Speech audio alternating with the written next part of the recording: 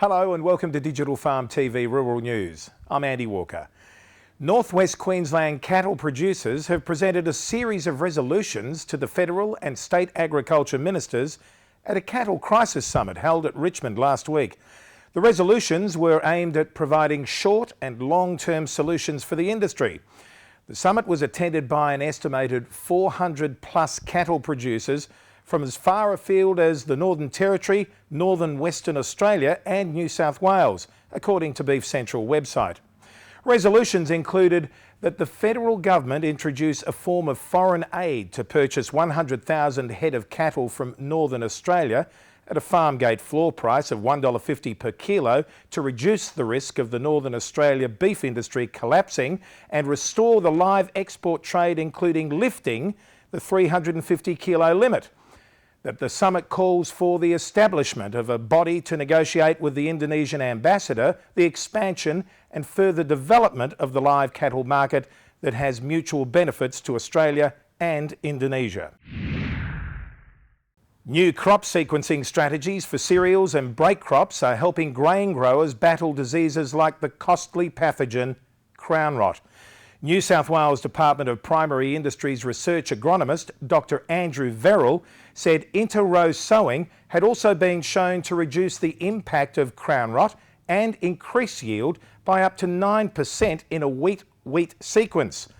Crop rotation reduced the incidence and severity of crown rot, resulting in yield gains of 17 to 23% over continuous wheat. Researchers had taken a closer look at whether row placement strategies, coupled with a break crop wheat rotation, would result in differences in grain yield over a 5-year sequence. After 5 years, the mustard wheat and chickpea wheat break crop systems showed grain yield advantages over continuous wheat of 40 and 44%. A syndicate of leading white Suffolk breeders is adopting large-scale DNA testing to identify breeding stock carrying genes for tenderness and eating quality. By placing meat quality at the forefront of its genetic selection, the Super White Group is positioning itself as a key supplier of rams, which will help industry continue to meet consumer demands for tender and flavoursome lamb. Meat eating quality was too important to ignore. As consumer choice increased, producers couldn't allow their sheep genetics to fall years behind market demand, according to Super White spokesperson Murray Long of Ardlethan, New South Wales. More than 1,500 sheep CRC DNA tests had been allocated for use by the Super White's members, with a further 1,500 tests allocated for smaller scale testing by sheep breeders across the country as part of the research program aimed at defining the most effective use of the new technologies in practical breeding programs. Every beekeeper, whether commercial or hobbyist, can boost Australia's defences against the incursion of the devastating Varroa mite using resources and training free online to raise awareness and understanding.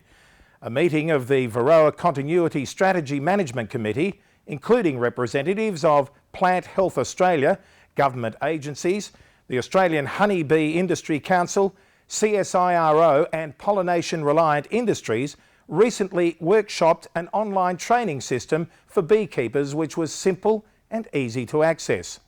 Chair of the Pollination R&D Committee, Gerald Martin, said the Honeybee Biosecurity module was developed to provide all beekeepers with the knowledge to detect bee pests early and minimise the spread of any pest incursions. Good biosecurity practices and awareness were vital to protecting the honeybee and pollination industries, as around 65% of horticultural and agricultural crops produced in Australia require pollination by the honeybees to produce fruit, vegetables, crops and seeds. Soil testing and an extensive liming program to maintain a good soil pH balance were proving crucial to the Glass family of Western Australia in making the most of the money they spend on soil and crop inputs. Rex Glass, wife Tracy with their son and his partner farm in Kalangiri, north of Perth.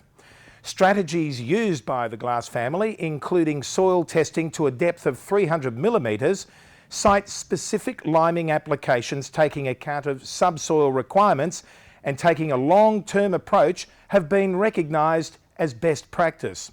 It took 2 tonnes per hectare to achieve improvement, and it took time for the lime to work down from the surface. Details of the Glass family's ongoing work to identify and address soil constraints are outlined in the May-June edition of the Grains Research and Development Corporation magazine, Ground Cover.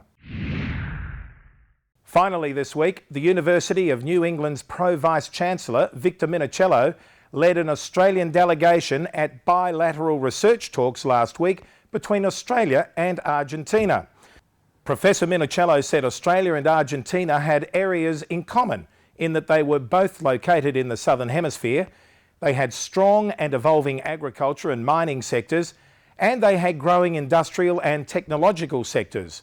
Both countries faced challenges in delivering health and education services to rural and remote communities. UNE had taken a leading role in these areas, developing smart farming technologies, agricultural innovation, health and telehealth innovations to promote services to regional communities, and there were countless opportunities to expand and extend those innovations into South America, Professor Minichiello said.